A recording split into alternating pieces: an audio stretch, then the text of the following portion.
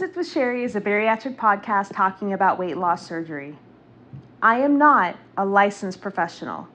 Any views and or opinions expressed in the show are those of the speakers and do not reflect the bariatric community as a whole. Always reach out to a professional with any medical issues you are experiencing. Thanks so much for tuning in, and I hope you enjoy the show. Hello, everyone. Happy Wednesday, and welcome to another episode of Unzipped with Sherry, with yours truly. Obviously, I'm Sherry. I am very excited for this episode. I have had the pleasure of meeting Bobby last year. I think it was through Facebook, and we have become good friends. And I am so excited that I actually got to finally meet him in person at my very first bariatric meetup, which I can't believe was a month ago, which is fucking crazy. You guys are absolutely going to love him if you haven't watched his previous show. Today is his 2-year surgiversary. So I am so excited to talk to him about what the last 2 years has been like, what his update has been since he's been last on the show, and everything in between. I encourage everyone to ask questions, be involved in the conversation. Bobby is 100% an open book and will answer anything that you guys are curious about, because I know he'll answer anything that I ask him to, and I don't even have to pay him for it. But on that note, Bobby, I hope you're ready, because we's about to get unzipped. We all have a story on how we got here, right? So for me, I used to be over 350 pounds. Until one day, I made the single decision that I wanted change. Weight loss surgery has saved my life, and now I am here for you. I want to hear your story. You know, the one that happened during that before and after picture. It's time to unzip. What's your story?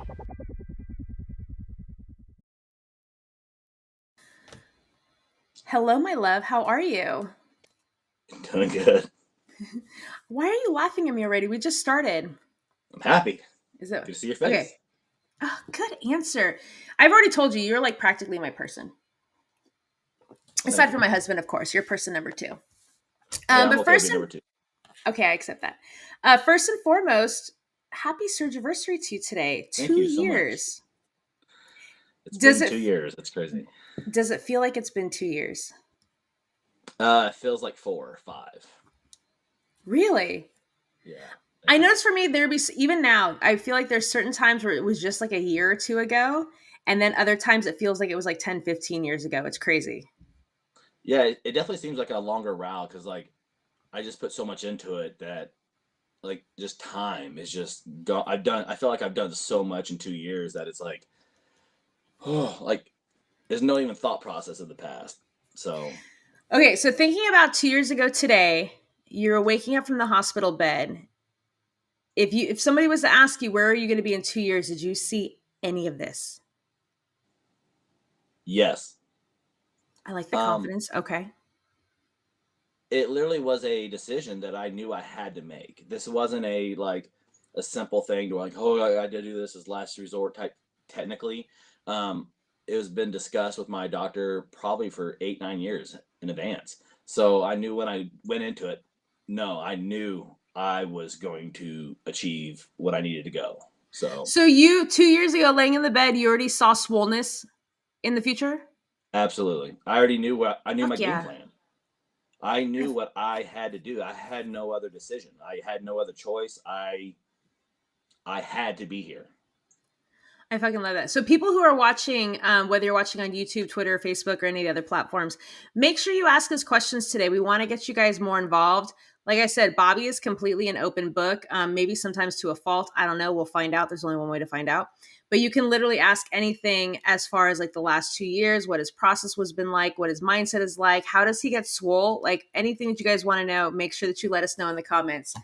So question number 1 that I have for you, reflecting on the last 2 years, was there anything surprising about this journey that you were not expecting? Absolutely. I feel like the difference of people's like opinions toward me afterwards, because like when you're overweight, you have like this perceived notion of like how people judge you, Mm-hmm. and I thought people would just like embrace me with open arms, and I think that's kind of was like the shocker because it really wasn't. It was definitely a different state of like people more like could be more afraid of me and thought of me differently than what I felt like I was. Like when you're Right.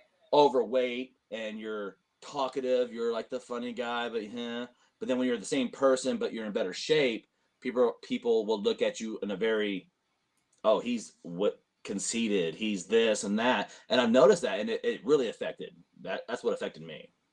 How long do you think it took before you started feeling that kind of reaction from people? Was it when you started going to the gym, or was it just in the beginning when you started losing weight? Um, I'm gonna be dead honest. It was after our last podcast. It was when you Really? started associating people in the public and stuff, and people, Mm-hmm. being more verbal. A lot of people didn't know that. I had my surgery in April, and I think it was September, October when we had our, the podcast.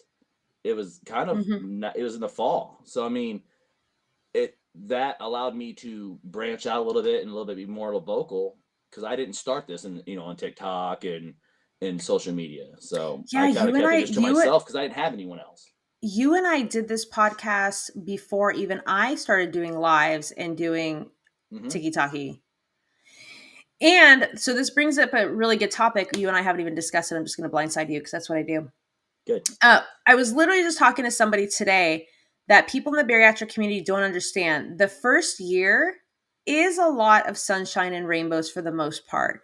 You're consistently losing weight. You're getting those first NSVs. You're feeling like you're on cloud nine, like you're finally getting to certain pant sizes and feeling better, and the confidence is starting to build. Something shifts around the second year, sometimes around the 18-month mark when the scale is not moving anymore. Either you're at your goal weight or you're within 10, 15 pounds. You're not getting the constant NSVs and the inches are not moving. And so now you are focusing, or you're kind of forced to focus more on the emotional element, because now that you've lost all the weight, people do start treating you differently. Relationships start changing.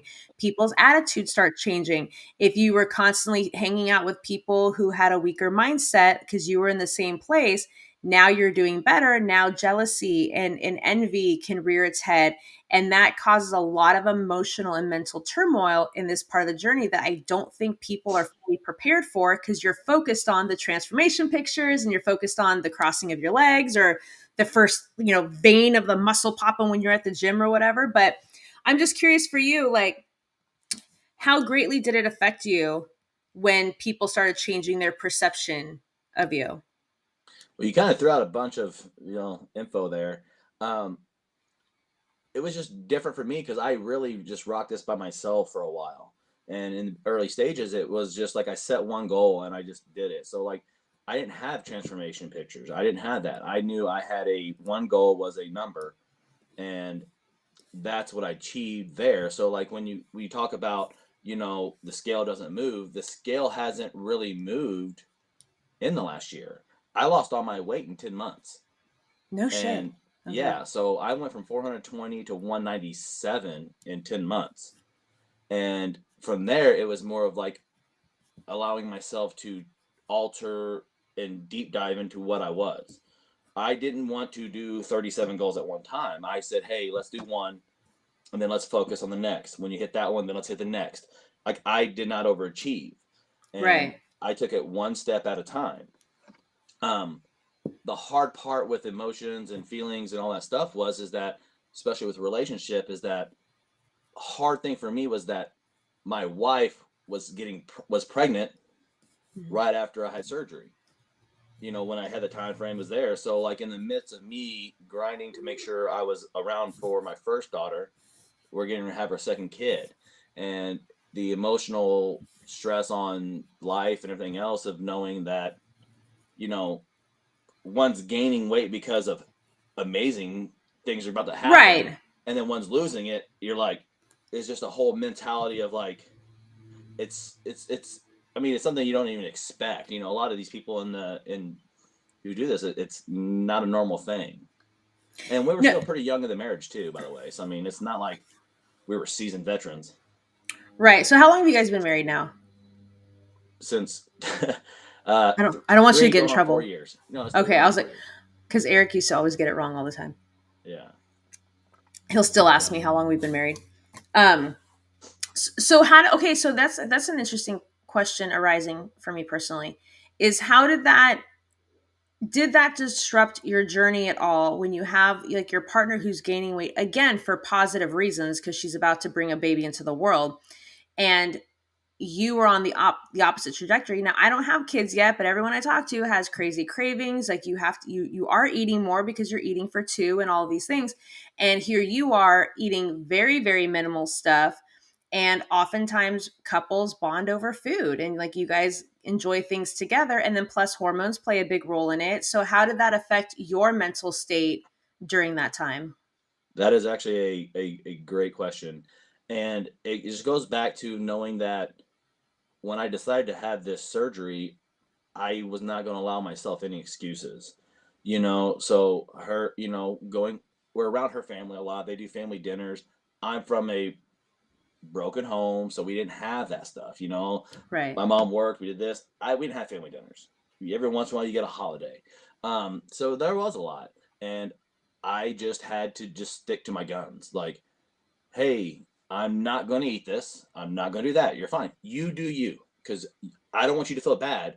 And everyone wants to cater to you, but it's like I want to cater to myself right now. Like this is Right. me. I'm okay, and it's hard to let people know is I'm okay with doing what I'm doing. And some people can't get that stoked in their head. It's like I am okay. Like go do your stuff. We're not here to alter you. I altered myself to get myself Right. where I needed to be. Stay steady. And I can definitely relate to that. I would be at like family functions or whatever, and they would feel bad because they're eating this, this, and this. And I said, look, I made this choice to do this for me. So I brought stuff for myself. I would bring my yogurt, so I bring my protein or whatever. I said, do not feel bad that you have to disrupt and adapt your life because I chose this. I appreciate you looking out for me, but I don't want you to make a big spectacle about it either. Cause like I'm cool. I'm cool where I'm at. I have a, you know, I get it. Oh yeah, for sure. And that was the thing too, is like I didn't just sit there like in the corner just like watching them eat. I Right. made myself active. I said, hey, I'm more able to move around. So let's, when you're eating, let me get the kids. Let me play with the kids. Let me do this. Let me, like, let me be more involved. And I was able to do more things because of it. I didn't have to sit there and just eat or just watch them. So I mean, Right. just being more mobile and everything else was awesome to be able to do. I get that. And so I'm curious, like around that time, once you finally hit your goal weight and now you're maintaining, now you're building muscle, you are on your way to Swole Town or whatever it is, how did you find balance? Because now you have two beautiful babies and you have your wife and you have your job and like you still like before it was a lot of it was focused on protein and water, like more easier things, but now we're incorporating the gym and physical activity. And like for you personally, when you were kind of transitioning to that more, how did you find balance on a daily basis to be able to have everything? Who says you have to have balance? So like People? you I don't do know. what you can take, like you just go and do whatever you can do that day. So I was in the beginning, the joys of after the surgery and having Kelsey, the second daughter, there was a gap where I got, was it 16 weeks or 6 weeks? I can't remember which one it was, to be honest. I was able to go to the gym every day. So I utilized it because we had help here, we had the family.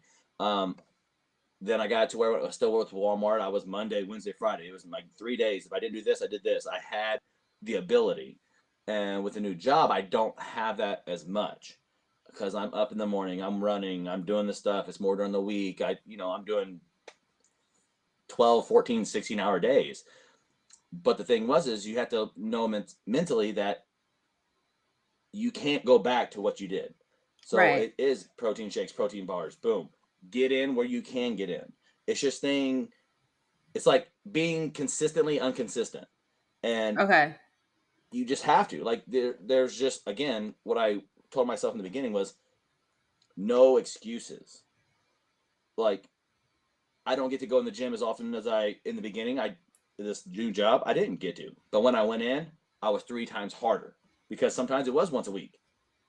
So I was harder on myself. I did slower movements. I did this. I just had to.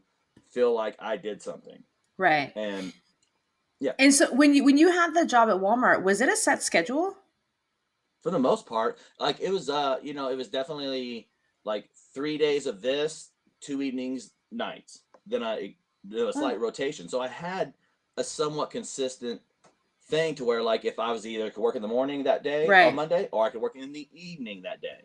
So I could work the same day. It may not be the same time, but I might be there at 5 a.m. or I might be there after work. It was either or. Wait, I but could work usually between you would those. know like a week or two in advance so that you could 3 weeks in plan. advance. Yeah. Oh, see, like that's when I worked retail during the pandemic, like they would give me the most random because I was temporary, so they would give me the most Right. randomest schedule. And sometimes they would give you the schedule like literally like 2 days before.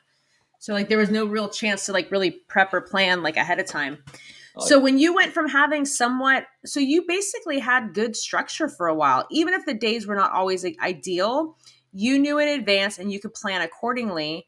Then you leave and you get another job where you're not working the exact same schedule every day. Now you're traveling because I know this because I know you.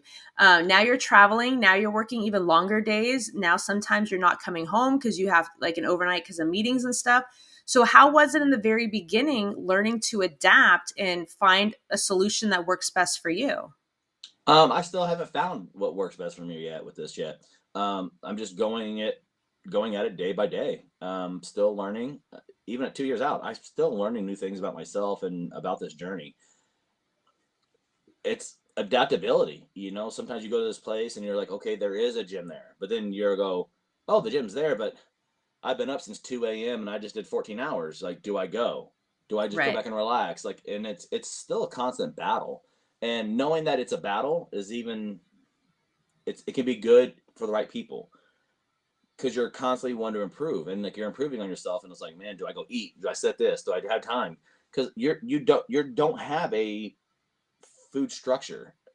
I literally live most of my weekdays is protein bars and Mhm. shakes and water and energy drinks, unfortunately, but that's what it takes for me to do. But I'm not succumbing to fast food. I'm not going to stuff that it's such easy. It's easier to do that, but I just don't allow myself. Which I definitely give you mad props for that because as somebody who I used to travel a lot for work and you were in the car for long periods of time, it's so easy to just break down and just pull up to a drive-through. Especially if you're living off of the same fucking protein bars and protein shakes day in and day out. You and I have talked about this. You are a creature of habit. You can do that. Sheer Bear, like not so much. Like after a few, like I if I had to for a certain period of time, yes, I can get in the mindset and lock it up knowing that there is an end and date and I have to get through this little stretch. But as a long term solution, for me personally, I can't live off of protein bars and protein shakes. So the fact that you can put yourself in that headspace and do it for what you need to do, because you're not, I'm assuming you're not in the biggest position to do meal prepping because sometimes you don't know what your schedule is going to be or where you're going to end up or where you can heat it up or whatever. So I get that. There is no heating up. Like that's the Yeah. thing, just no heating up. I think okay. So for Eric, I think I've bought this thing before where it's like a portable thing and you could just heat Yeah. your lunch. You can just heat your lunch in it. And I don't even know if you have to plug it in. I don't know if it's battery powered or not. Yeah, you sure have to do something with a. I'm sure there is something, but like the day that you have that ready, you're going to be moving more often that day. You're going to do this. You're still not going to I find know. time because you want to get done as soon as possible. So you're constantly on the run. Like even in the vehicle, you're here working, you're doing this. You're like, hey, okay, I want Yeah. to get this and do this. This is my mindset because I got to get to here at this time. And so that's part of it. And I'm okay with it. There's so many different brands of like protein bars. Like I've had people send me stuff and it was cool. And I've sent them stuff. And it's the ability just to try different things. And everybody's doing these reviews. So if I see them, and I literally do have like 97 stores. And not every store is the same. So you get to go in. I walk the protein aisle every time. Protein and clearance aisles. You just got to see. I fucking love it. You're going to be working, be like, whoop, is there anything, supplement wise, this. And I probably spent more money than I should have. But today I It's, spent $17 on protein bars because I was like, oh, these are silly cheap compared to other places. So you stock up and okay. So obviously everybody's taste buds are differently. And you consume a lot of protein bars. Do you have a favorite one? There's like your go to? I won't necessarily say a go-to.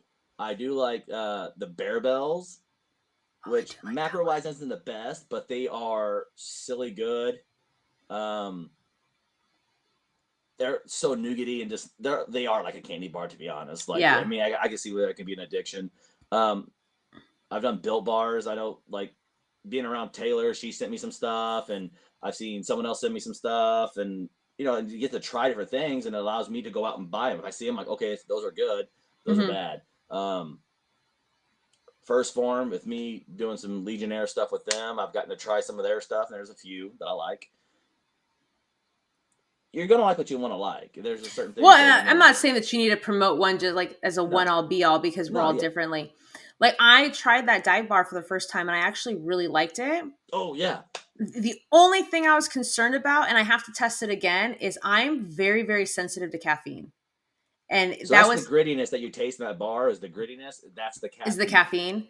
Yeah. And I didn't finish the whole bar. One, I can't eat first thing in the morning. It sits so heavy on me, even all these years out. But other people can eat first thing in the morning. That's fine.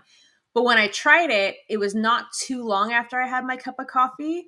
And I was like, oh, are we having a panic attack? What's happening? My heart was racing a little bit. I was ready to hammer up some drywall. And I'm like, I don't know if I can like function like on a daily basis like this.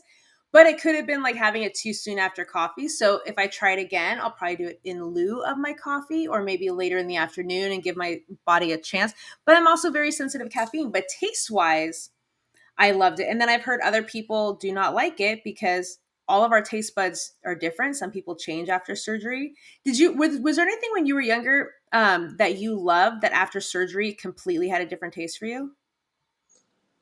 Uh, this literally goes down to like being strategic with this thing. Is I made sure myself that whatever I ate beforehand that got me where I felt like it got me to where I was, Hmm. I just cut it off. So I literally lived my life off pizza and cereal. So like in 2 years, I maybe had one full pizza, if that. If Really? Really? Yeah, and because it's just I just don't want why go back to something that got you to where you were, and that was my mentality. Is like I literally could eat five, six, seven, eight pizzas a week. It was simple, Right. like it was nothing, and I finished one in a day.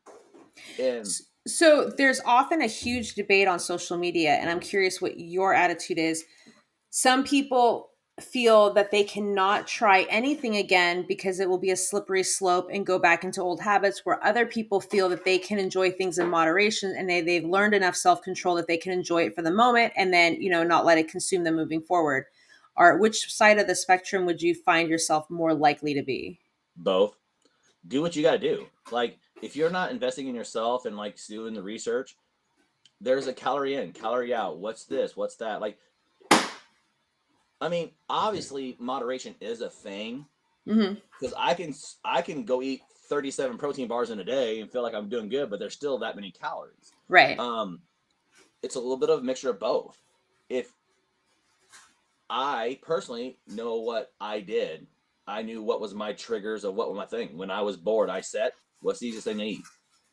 Bowl of cereal, throw a pizza in a microwave, or yeah, there's pizzas that says do not microwave. I microwaved them. I didn't care.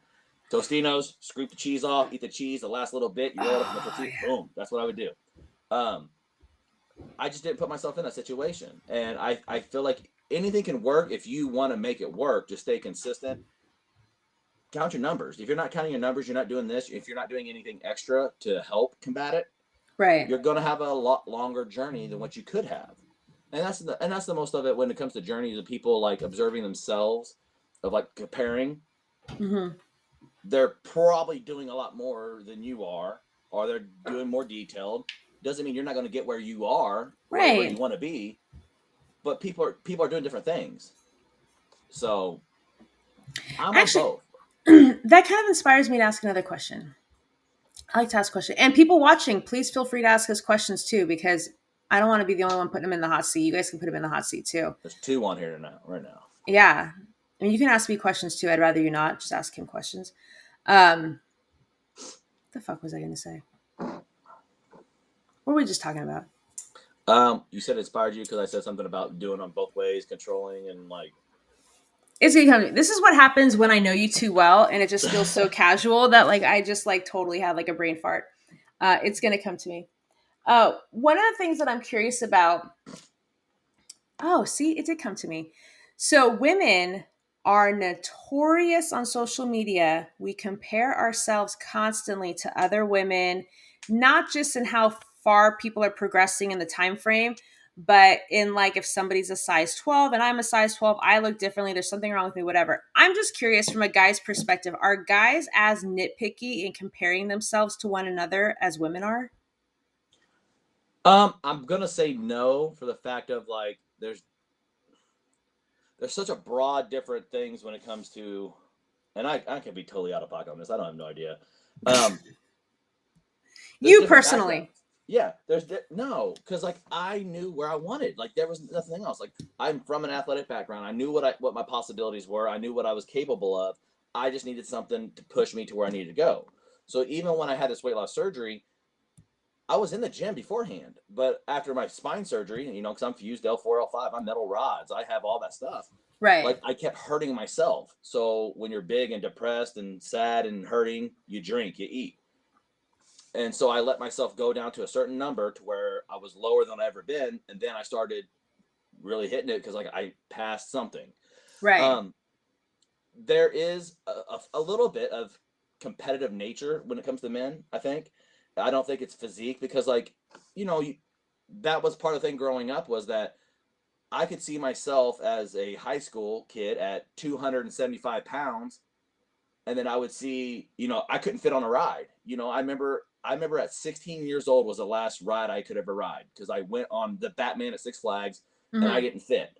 But I seen a gentleman who was clearly over 400, way out of shape, get in there and lock it in. And I'm over here just like mind bottled. Right. I say bottling because, Anchorman, mind Yes. boggled. Like But your thoughts are trapped so in a it's, bottle. so you have like a little bit of like, you can't really judge that because there's different backgrounds. And I feel like it's the same with women. It should be, I'm not a woman, but like you all have different physiques. You all have different stuff. You have different, you have the same hormones, but just different levels. You have Right. so much different things that you're altering. As a male, when you're trying to benefit yourself, you want bigger muscles, bigger this.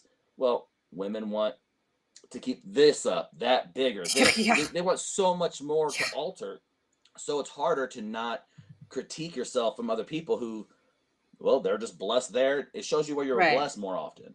um, but a man can alter literally every part of himself as a woman Which cannot. which I do think that's one thing that's somewhat frustrating, at least as a female, is there's certain body parts that I am not fond of, like my arms, because they jiggle jangle like really, really Yeah, bad. However, for a guy, like I could go to the gym and I could fill those motherfuckers out and I could be swole. That's not a look that I personally want, but a guy can fill out, the excess skin and replace it with that kind of a muscle. For me personally, yes, technically I can do that. That's not something that I want. So that's why, like, I think women get very inside their head too, because technically they can fix that, but it might not be the look that they want. But I'm curious, like for you, at mm-hmm. any point, would you look at somebody like, because you're 2 years out now, and somebody can look at you and they could be like 18 months out or whatever and be like, fuck, I'm not even close to where Bobby is right now. Like, I'm not where I need to be. Did you ever have thoughts like that comparing to somebody else? Like me comparing where I'm at to someone else. Yeah, just compared to somebody else who might be, further ahead of you or like in the same boat as you. If So like there was a somebody, few that I saw, like when I first joined down TikTok, there was people who I saw who achieved goals, and I watched their videos and they're this, and I saw what they did, and I'm gonna get very into like my feelings when it comes to this. Is that get into it.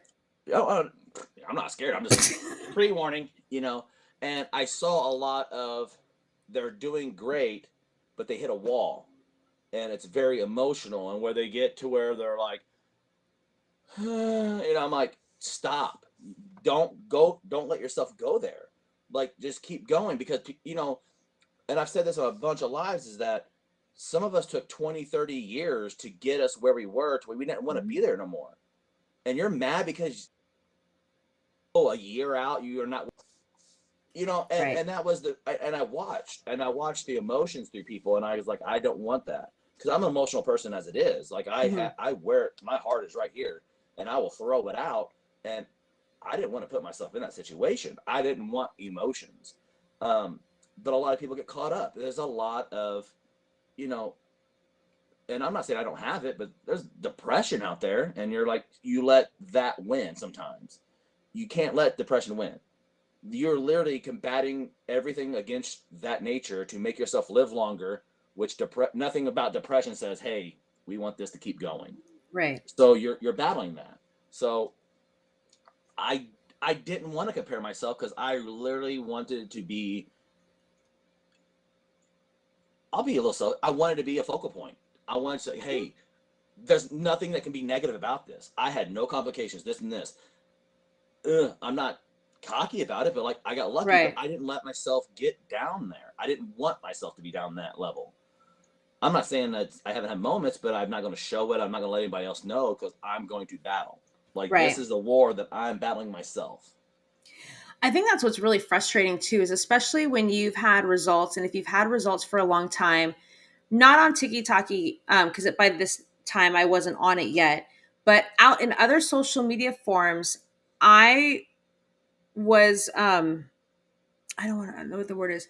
I had had people telling me that my results were very aspirational because I had maintained it for so long. I was still looking good. I wasn't gaining or whatever. And people were then altering their selves because they were motivated to go and be their best version of themselves. And it's very amazing. And then something happens where when I threw my back out, I went from 100 cloud nine to zero, and you almost feel like a failure, like you failed all of these people who were like looking at you and like or looking up to you or whatever. And it's so hard to not give into depression, and it's very hard to pull yourself out of it. So when people, for like you, if you know people who are struggling with either being stagnant or having some regain or feeling that they're in a stall or a lull in life, like what is something that you would encourage them to try to pull themselves out of it? So I actually had a great opportunity with someone that we know. I'm not saying depression wise, but like stalls. Hmm. I believe that depending on where you are in your journey, there shouldn't be stalls. That is my opinion because I feel like if you think you're in a stall, switch something up. Right. There's something that needs to be changed. I felt so, I'm not, I don't know everything. I just say, hey, here's what I would try to do.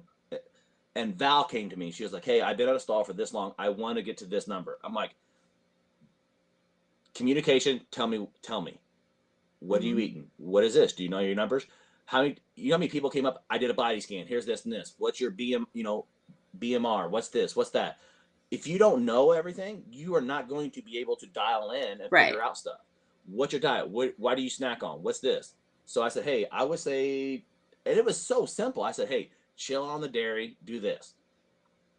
Okay, well, nothing. I mean, it was 3 days out because automatically you want to People see get some so change. impatient. 3 days out, nothing's Yeah. changed. Give it time, stay consistent. And then all of a sudden, Val was like, it's working. And she, look at her, we're going on in it now. Yeah. Just altering things. You have to alter yourself. Like, we altered what we ate because of our emotions. Oh, I Yeah. could eat this, but I'm here. Oh, I'm hurt. So let me eat this now. Oh, we alter so much. So why not alter for the greatness instead of Right. just the sadness?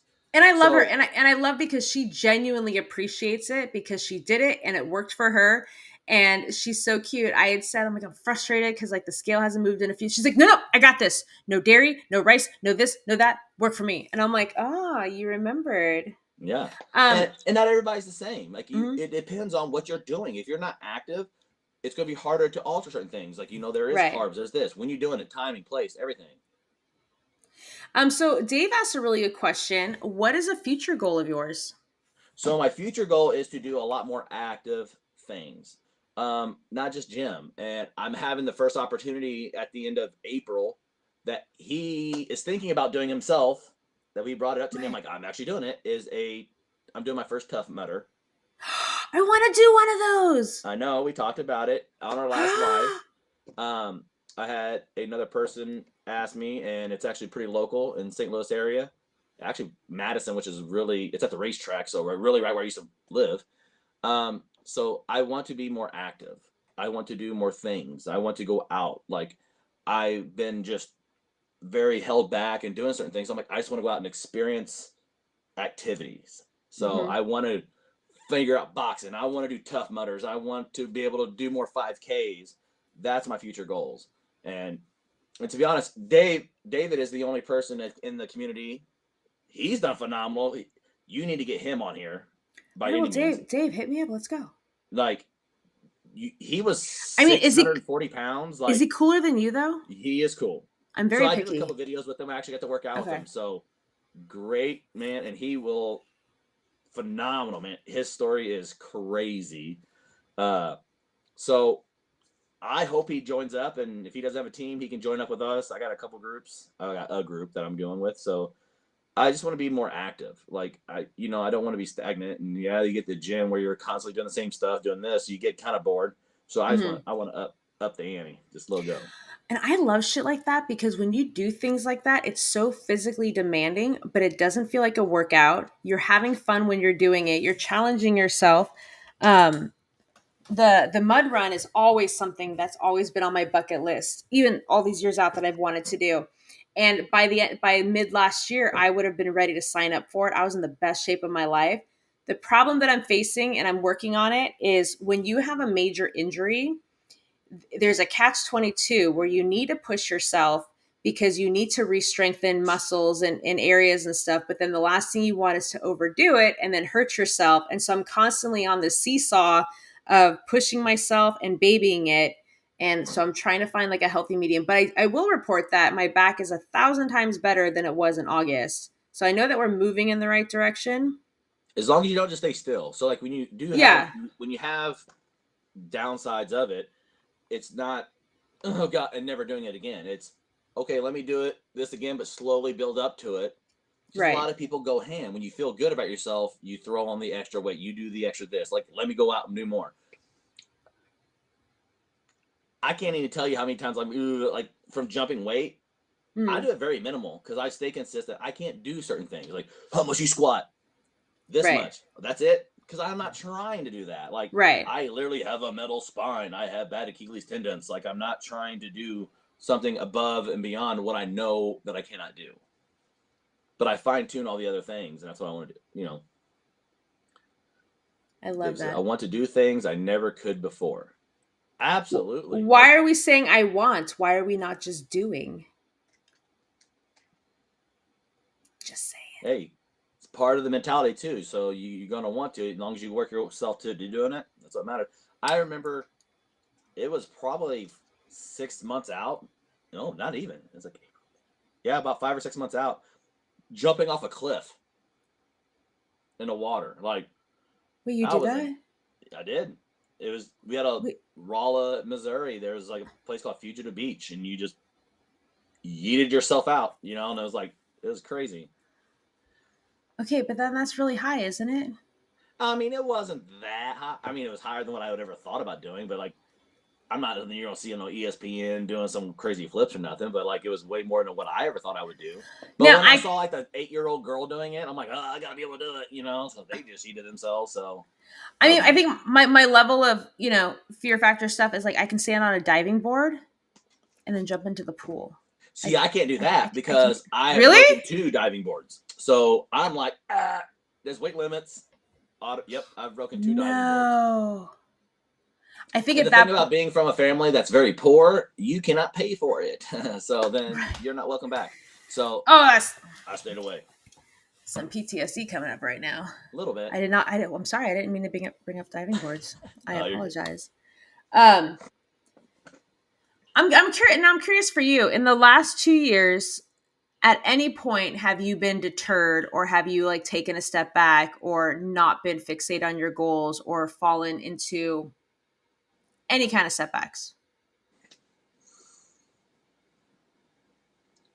A little, but it wasn't physically. It was very emotional. There was a time where I wanted to branch out in the community and everything else that we had, and my words got misconstrued, and and that's fine. I was new. There was a time where I just wanted to stay away, and it kind of set me off to where I wasn't feeling myself. I wasn't wanting to go out and do more because I'm like, well, my words are not. resonating with people because apparently it's wrong, but yet, Mm-hmm. like they see you and they're like, oh, you're doing good, but yet they don't like you. And it's like, okay, it was a little bit of that. Um, and that didn't last too long because I don't allow myself. I gave myself an excuse Yeah. for that moment, but I was like, I can't do this because like I know where I needed to go, and Well, I think this is a really good segment. We haven't really talked about it too much. And also the last time you were on the show, we were not very active in the bariatric community, like on TikTok and stuff. Now, you and I knew each other from like Facebook, and some of those support groups are really, really good. Some of them are very detrimental I to just people's. jumped in that one. I just started on that stuff though. Really? I Yeah, like so when I met you, I maybe was like a month into like social media and Facebook and stuff, and I wasn't even on to barely on a TikTok. Like I maybe like 2 or 3 weeks. So I didn't have any of this. I literally did everything by myself, alone, and just kind of to myself. I mean, my people in my family knew. I was very adamant, like, hey, I had surgery, I Right. had this, didn't hide nothing. I did my Facebook, the people who knew me, but I wasn't on social media at all. And So it so was a sign that you had to do it right then and there because you knew you had to meet me. That was your destiny. for the most part, I guess it would be because like it was. I remember jumping on that Facebook group and you said something and you sent someone a thing and like honestly, it's a little bit of like it was a story and I'm not belittling. I don't even know who it was, and I was like, oh, I can outdo them in a way, in a competitive like you're getting highlighted for something that like is which is phenomenal, but I'm like, oh, my goals are so much bigger, and it kind of was a Right. competitive nature. I'm like, let me do this. Yeah. Let me get myself out. Like, so I have a word. Like, I'm raised by women, and I learned to be able to speak, but I very chose my words and had to like, and I'm okay with that. Like, well, get your words in, it's fine. And I was very like trying to chill out what I had to say, and now I'm just like, oh, I can speak my mind now because like Right. this is my stuff. Like if I know where I'm gonna go and you want to follow, let's go. Yeah, because this I'll is take care your of it. story. Yes. And that's one of the reasons why I even started the podcast is because number one, people are tired of hearing my shit all the time. But I want to be able to give other people a platform, big or small, metaphorically and figuratively, I guess, a platform to be able to share their story. And we all have different struggles that resulted in obesity. We all have different journeys and how the weight loss is, and we all have different struggles post op. But speaking of like, social media, you had just started getting into it when we first did this. So I'm curious. Um, this is going to be a two-parter, I think. Question one is how has social media and the bariatric community helped you in your journey till this point? I still suck at the social media part. Like, my videos are very one dimensional. I do a little bit of hair and fun, like I do what I can to be and it's hard to be a gym rat slash comical slash this kind of person. But, Well, I guess maybe not so much on content related, just right. as people in the community. Well, and that's what I was getting at is that, Okay, sorry. it allowed me to get introduced to everyone in that certain genre that I was trying to hit. And Right.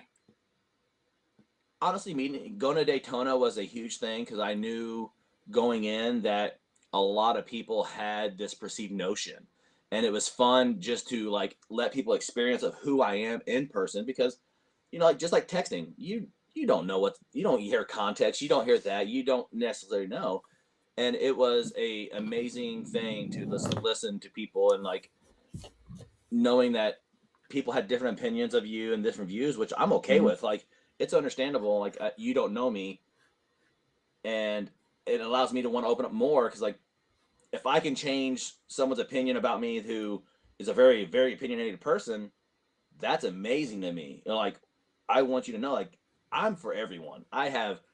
There's nothing that you can do that's going to make me feel bad about myself or do this and this. I have moments where I feel bad about myself, I guess, to like, Mhm.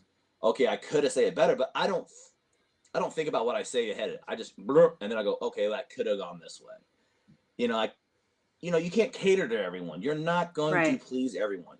Please yourself. This is your story, your journey. So 100%. So then question two parter. Do you think there's an element of the social media experience in the bariatric community that is actually more harmful than beneficial? if you allow it to. Mhm. So you can get caught up, and a lot of times where it gets caught up is where you either get comfortable with someone, but and they can't be there for you when you think that you should be. Uh, I'm still a believer of like going that just because you're my best friend Mhm. doesn't mean I'm yours. Well, you are. I know. But Okay. yeah, those people like you can't. You have to be careful because you get vulnerable when it Right. comes to social media, and you allow yourself to open up. And when the more you post, the more people are going to know. The more angles that people are going to go at you and go, hey, well, you did this at this time. There's always someone watching, and it's when you're putting your life out there, you can have benefits from it. You can, people receiving gifts, doing this, doing that because they see the vulnerability, they want to support, Mhm. and then there's some who are like, oh, well, they don't need it because they're good, they're good. Right.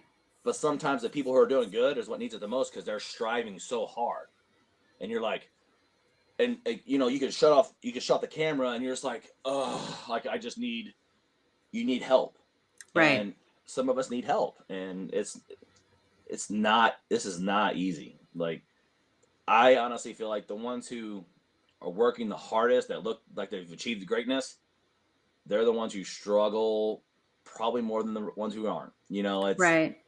I think there's so much benefit in the bariatric community in when you find the right people and how they can be uplifting and supportive and they can relate to you. There's things that you're going through that people in your normal life can't relate to. They haven't been there.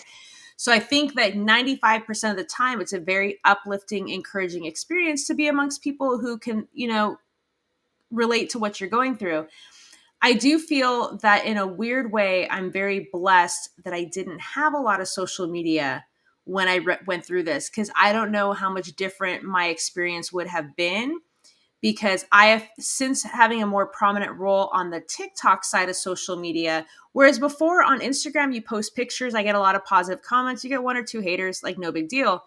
But I feel like on TikTok, it's a whole different platform where it makes me sad that I'm constantly seeing people um, putting themselves down or not living up to these expectations that they think people are setting for them or constantly comparing because everybody's posting. You're in this whole community of people who've had weight loss surgery and everybody's posting transformations and so lost 10 pounds this week and I only lost one. I'm a failure. And I feel like there's a lot of negative drawback because 8 years ago I wasn't comparing myself to people on social media. There wasn't a lot of people there posting wasn't one. about it. So for me, I only had to focus on me and myself alone. What my scale was the week before, what foods I was eating. I was literally 100% focused on me. I wasn't so much focused on anybody else or anybody else's feelings or anything.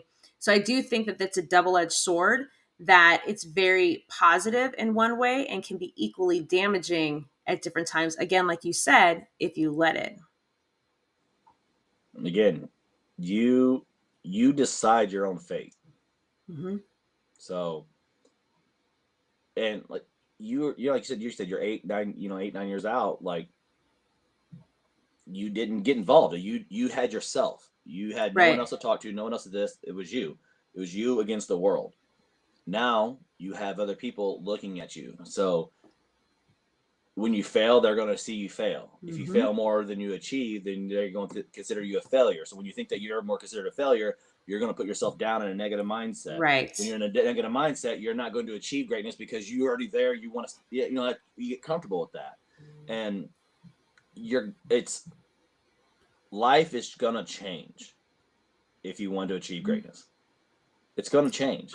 I Like agree. good, bad, this, whatever. Like you are a different person. Life's different, and it can be for a lot of different reasons. Well, I tell people all the time that the one thing that we are 100% guaranteed in life is change, whether we want it or not. Like the pandemic taught us that it didn't matter what size we were, how big our wallet was, what our social status was. At any given time, the rug was pulled out from underneath us at an equal rate. Like nobody benefited easier than another during that time. And I think that that really determined which people had the right mindset and which ones fed into it. But the point being is that anything can change tomorrow, and you have to learn to adapt. Like with you, you had a set routine for how long, and then all of a sudden, literally almost overnight or in the course of a week, your entire daily schedule completely changed overnight. And it's very easy for people to look at that and use it as an excuse that, like, I'm just so tired. And then, like, you skip that one leg day or you skip that one gym day. And then the next day, you have less energy. Why? Because you weren't exerting energy, you weren't releasing endorphins. And then it becomes a slippery slope, and it's so easy to fall back. Um, ooh, I good like that one. question, Dave. I feel like you should be on the show too. Call me. What is your biggest advice to someone thinking about surgery? Do it for the right reasons is one thing. Um, the hardest thing I've ever done was this surgery. I've done spine surgery. I've done open chest staph infection surgeries. I've done this stuff. This one is the hardest part because it is so mentally straining. So getting your mind right on the reason why you're doing this. If you can go at this going, hey, get like people go at it going, I'm ready to see what's going to happen in 2 months. Put yourself at, first of all, I say bare minimum a year. Like I didn't jump on this scale like what Mm-hmm. I did. Like I literally got to watch everybody cry about it and get emotional. I weigh myself every day. Like, well, that's what makes you emotional. I'm not going to do it, you know. Right. And that was a part. Like, oh, I'm not going to do that because let me just stretch it out. If you're putting in the work is going to show. I agree. And be mentally prepared. You literally are going to have your guts change. It's life altering.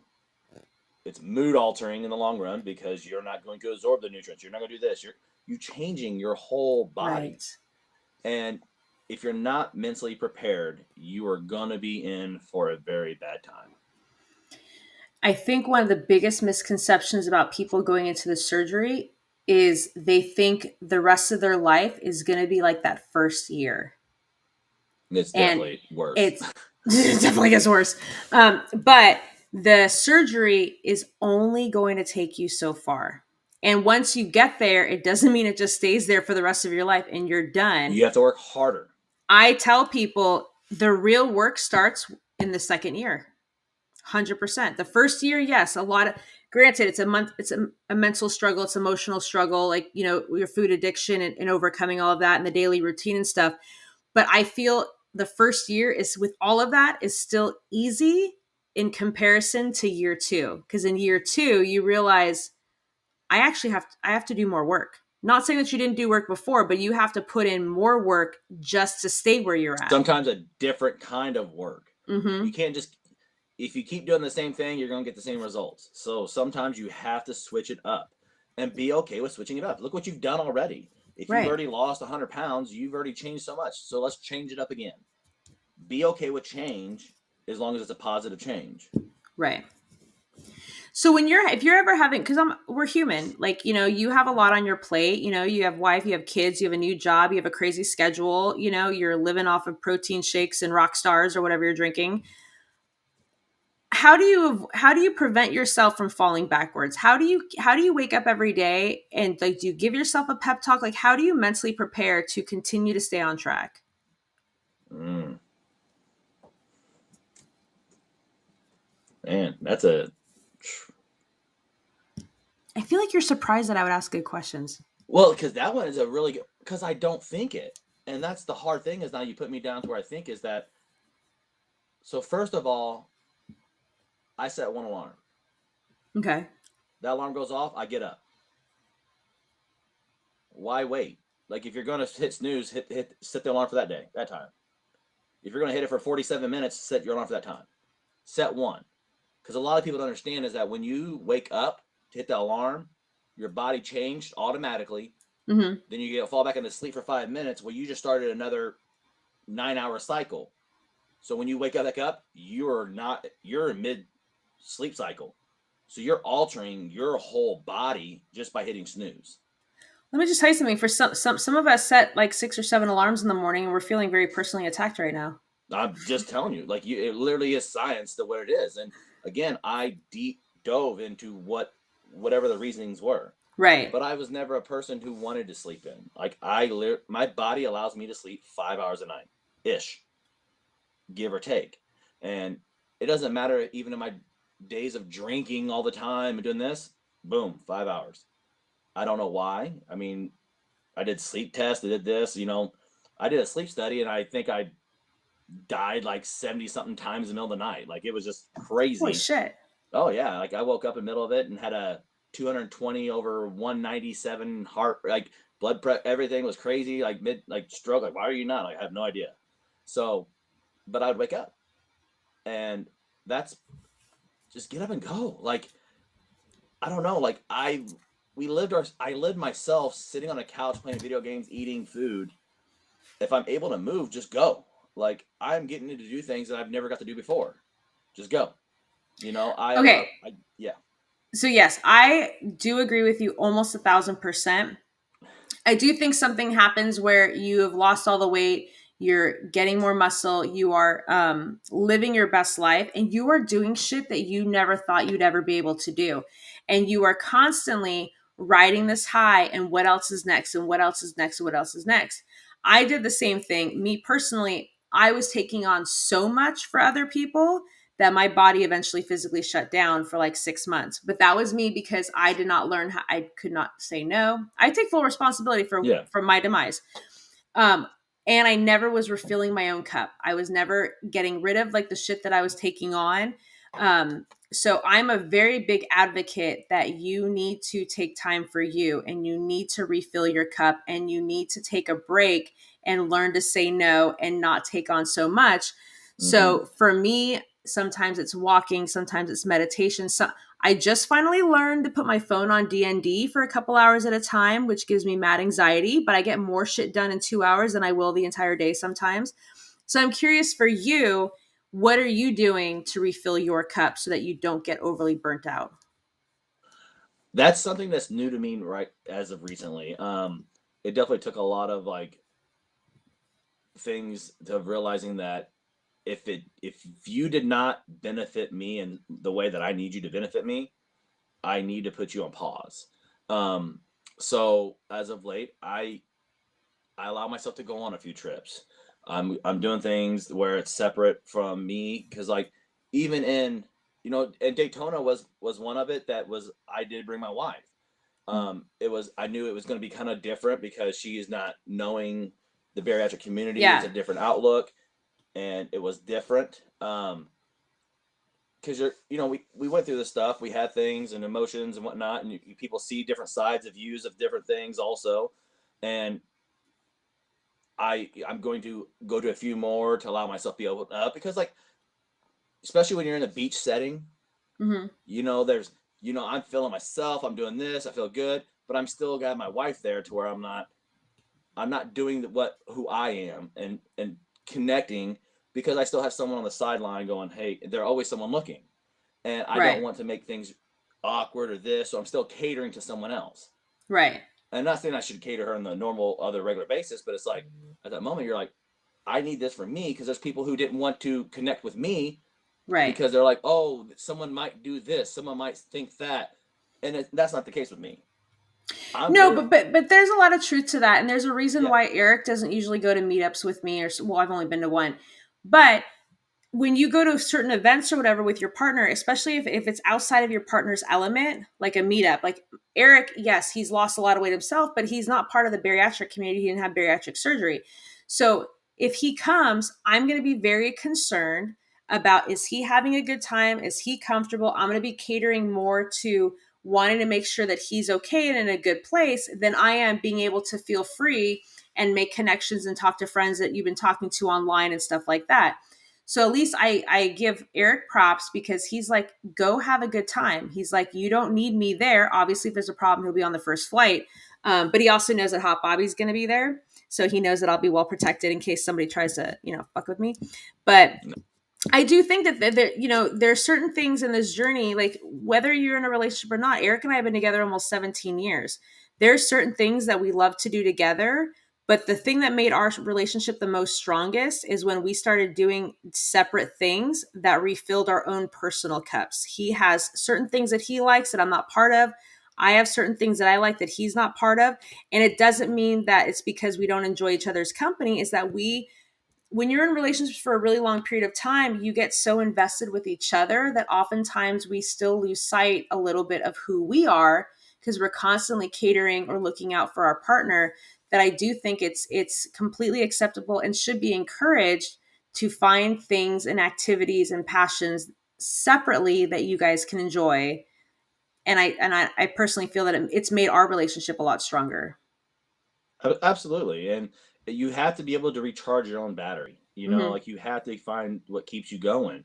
And if you're constantly doing something for someone else, whether or not it's your spouse, significant other, friends, acquaintances, you're gonna be drained. And Mm-hmm. you have to, like there's times where like I will set my work schedule to where I get a day where I'm doing a double route because like I get to recharge.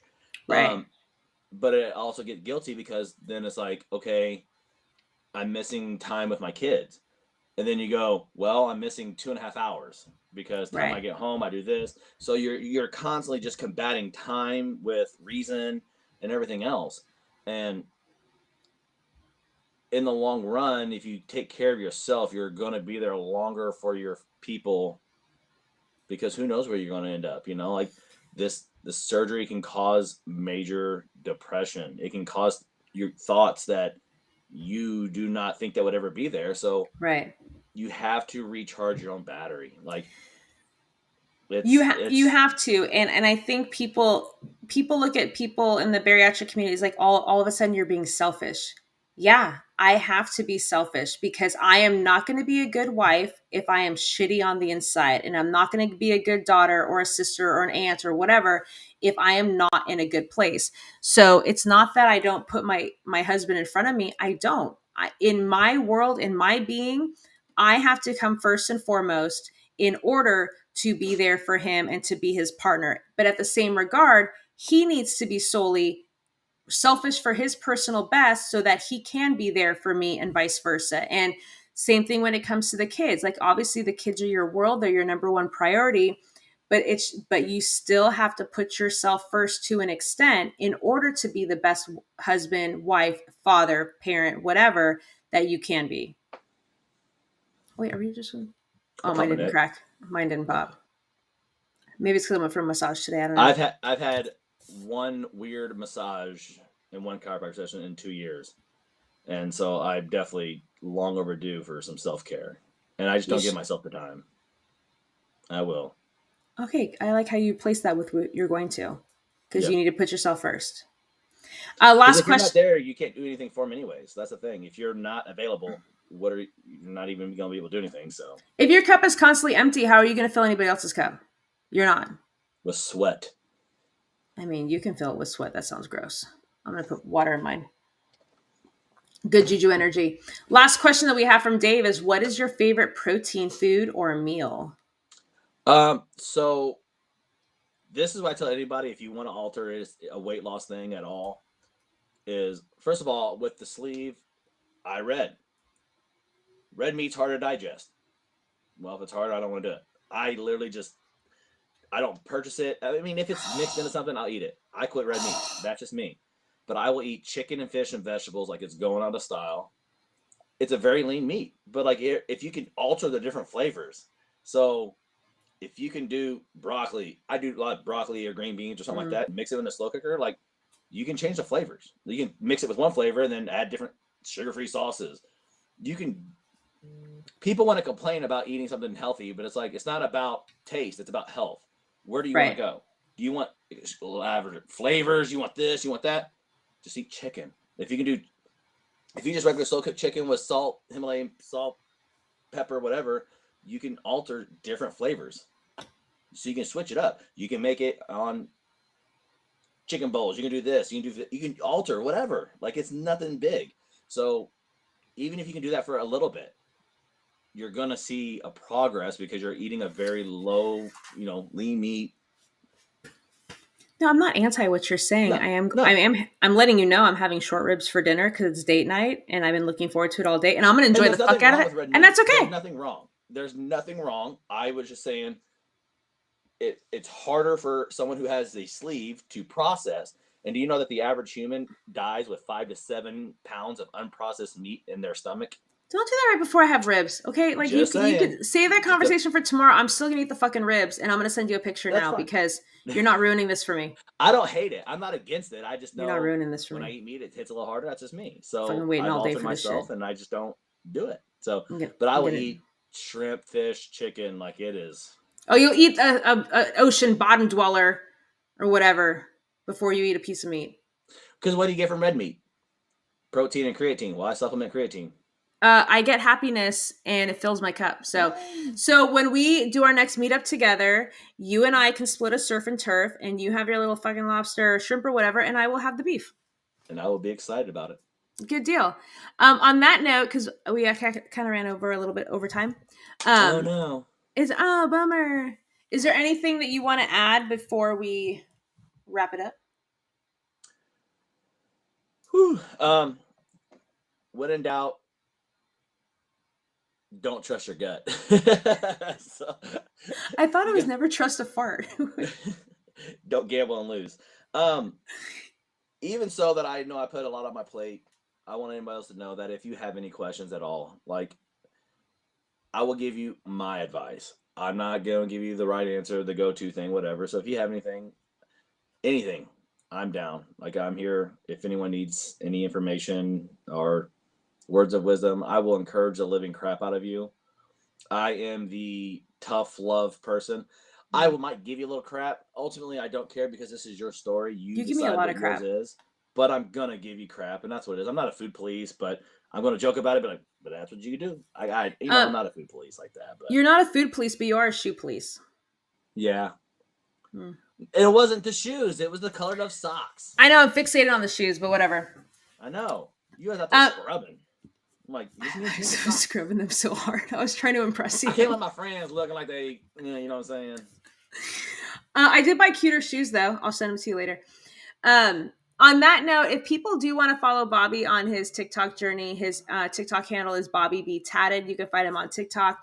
He really, like I said, he really is an open book. He definitely is a huge hype man in the bariatric community. So he's definitely somebody that you want in your corner, whether it's advice or workout tips or whatever. He's going to help me work my chicken wings um, and get them off of me. But seriously, but like first and foremost, seriously, congratulations on your 2 year Thank you. surgiversary. That is a huge accomplishment. You have zero signs of slowing down anytime soon. I know the biggest fear that people have is the potential for regain, falling into old habits. You've been fucking crushing it this entire time. So you are just going to keep going. And I'm not going to let you falter at this point either way. I'm not going to let you Good. do that. So but on that note, thank you guys so much for watching. Thank you so much for joining us. You can join us every week live on YouTube and Facebook at 8 p.m. Eastern Standard Time, Unzipped with Sherry.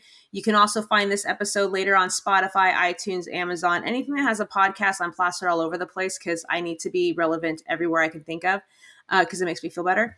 And on that note, seriously, thank you so much for coming. Thank you. I love you guys.